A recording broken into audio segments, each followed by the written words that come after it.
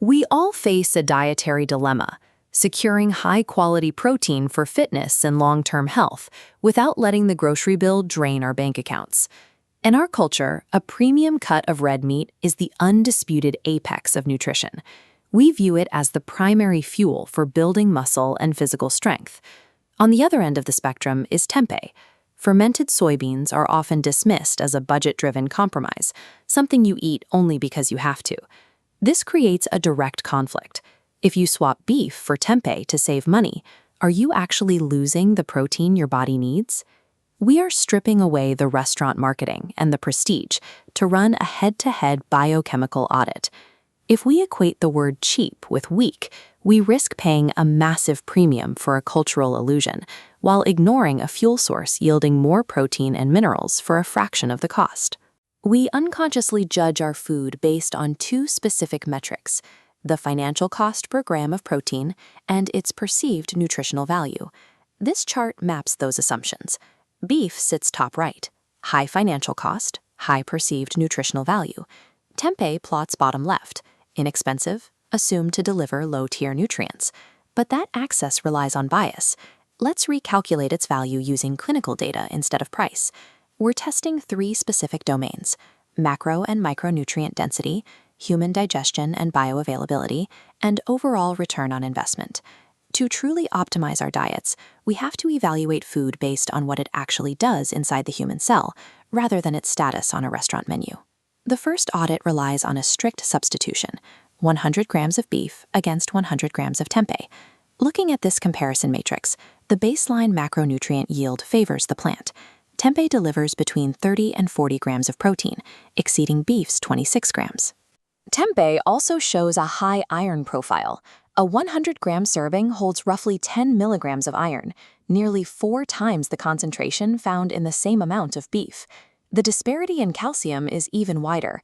At 129 milligrams, the fermented soybean yields more than 10 times the calcium of the meat. By selecting the soybean-based option, you take on significantly less saturated fat and completely eliminate dietary cholesterol from the meal. The immediate trade-off here is culinary.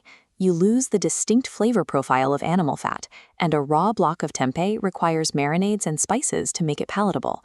On raw spreadsheet data alone, the budget option offers higher nutrient density, but those numbers mean very little if the human body cannot actually absorb them.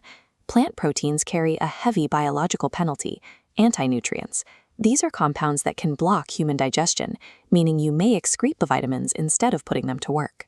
Tempeh bridges this gap through the biological mechanism of fermentation. It relies on a fungus called Rhizopus oligosporus to process the beans before consumption. As the fungus grows, it effectively pre-digests the soybeans. It breaks down complex structures and neutralizes those anti-nutrients before the food enters your system. This fermentation process also synthesizes vitamin B12, an essential nutrient for human survival, typically found in animal products. This bioavailable profile delivers amino acids to muscles, providing vitamins necessary to support growth and prevent childhood stunting. The logistical trade-off is that protecting these probiotics requires careful sourcing. Fresh tempeh has a short shelf life and demands specific cooking methods, unlike a steak you can leave in a freezer. Fungal fermentation takes a basic agricultural commodity and transforms it into a highly bioavailable source of complete protein and essential vitamins. With the biological metrics established, we shift to the macroeconomic leverage, starting with the grocery bill. This bar chart displays the financial cost for 100 grams of protein.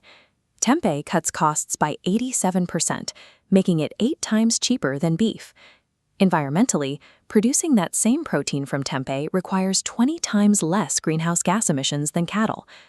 The hidden psychological trade-off is that choosing tempeh means leaving behind the cultural prestige and social signaling associated with serving premium meats.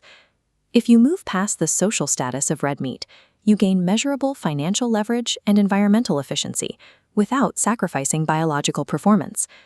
Comparing these two sources reveals that tempeh provides a higher concentration of protein, iron, and calcium at a significantly lower price point. The primary advantages red meat retains are culinary familiarity, specific fat textures, and established cultural status. If you are a budget-conscious optimizer seeking muscle protein synthesis at the lowest possible cost, Tempeh is your primary choice. If you are an adult focused on long-term health, or a parent looking to maximize calcium and B12 intake for growth without the saturated fat, Tempeh is the stronger candidate. But if you have an unlimited budget and prioritize the convenience and flavor of meat over everything else, you will likely stay with premium beef. The choice comes down to your specific priorities. By weighing the hard metrics against your budget, you can select the fuel that aligns with your physical and financial goals.